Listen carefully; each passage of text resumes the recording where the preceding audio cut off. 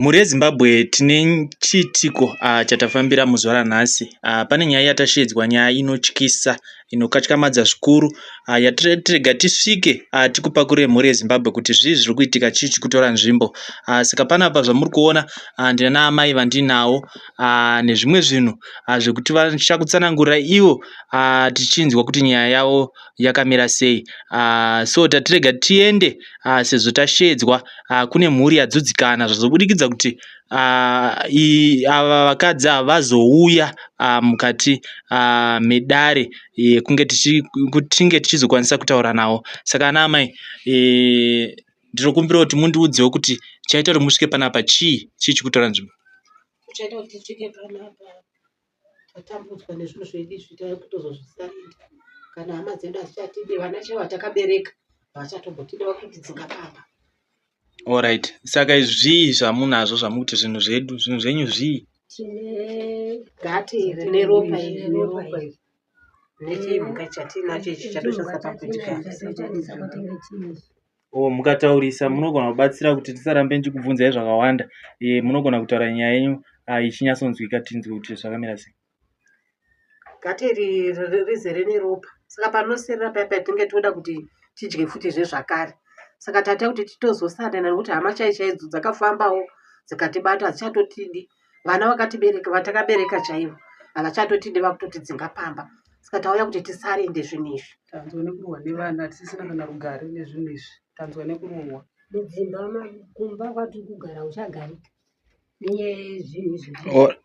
Alright, ndanzwa nawe kuti ropa ndere huku, ndere mombe, ndere chii? Iropa revana vatinodya.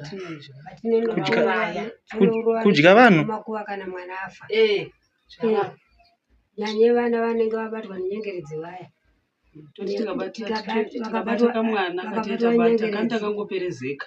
Ungoperezeka mai acho akasadzoka kwatiri. Acho akasaya kwatiri. Mwana iye anofa. Asi wakadzoka tinobva tamusunungura mwana iye. Kana vasina kudzoka anofa, tonorwa neshamu paguva.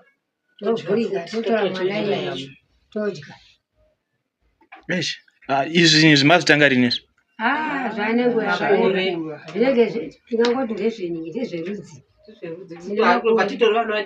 Tiri vana vadiki kusvikira izvezvi. Muri rudzi rumwe chete here?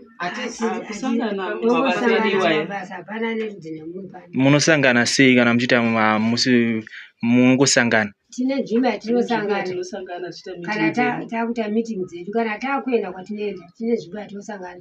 Ndobva tapinda muchisero tiri vatatu toenda kwatinoenda tonoita zvatinoita. Kana kuguva ikoko tonorwa neshamu totora mwana vana vatogona kutana nokutobika. Kana Kuchera gomba pasi. toisa pasi penhingi patobika sadza. Inenge nyama ichibva sadza redu Kana kungodya tinongoenda kumakuva ikoko tonoita kapisi kapisi kapisi. totongodya ndishi tombonaka yakadaro. Saka munochengetera pai nyama yamukutaura kuti munozobika sadza? Munochengetera pai? Mhuri dzenyu hadzizvioni here? Hadzione, rinenge ripasi pasi rakavharwa iri. Havatombozii pane gomba riripo Kana kudya vazoti kudya nyama havatozvizivi. Asi pakufamba kwavakaita ndokwatozoita kuti vatibate. Alright, chii changa chazoitika chazosvika kuti vanhu vazofamba mubatwe? vana vanongopera nhumbu chaidzo dziri kubva vatibata futi kuti tisu tiri kubvisa nhumbu idzodzo. Kungonetsana nane nhumbu chete anotobva musiwo. Nhumbu iyoyo Ndongomudza kuti uchazviona zveshuwa ukatotanga zvechokwadi. Ni vako takudya nyama yedu. Alright, saka maiti zvichasvika kupi zvamuri kuita izvi? Zvatopinda muropa. Zvapinda muropa. Zvakutitambudza manje, saka muona kuuya kwataita uku. Alright, ropa iri munorishandisei imimi? Tinonwa. Tinoita rekunwa ropa iri. Kutoita rekunwa chairo.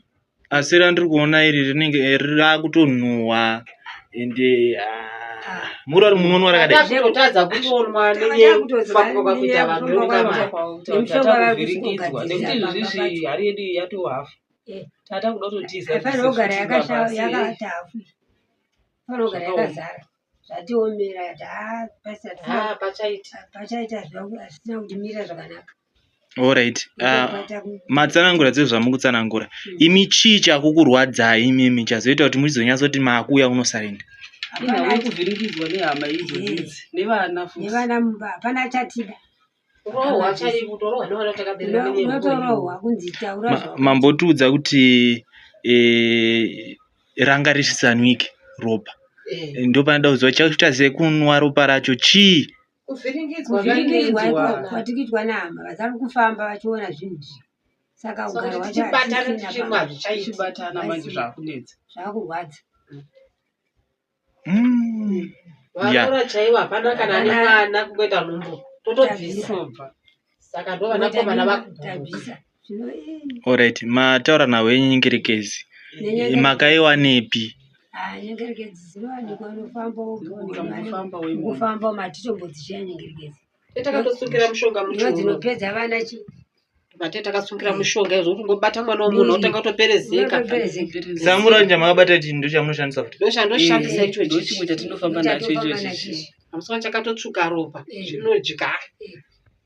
Takutoshaya kutodii nazvo zvinhu zvakapererwa. Tichiuye tonoti vakatitendorewo here nezvinhu zvedu zvidi zvipere nhasi.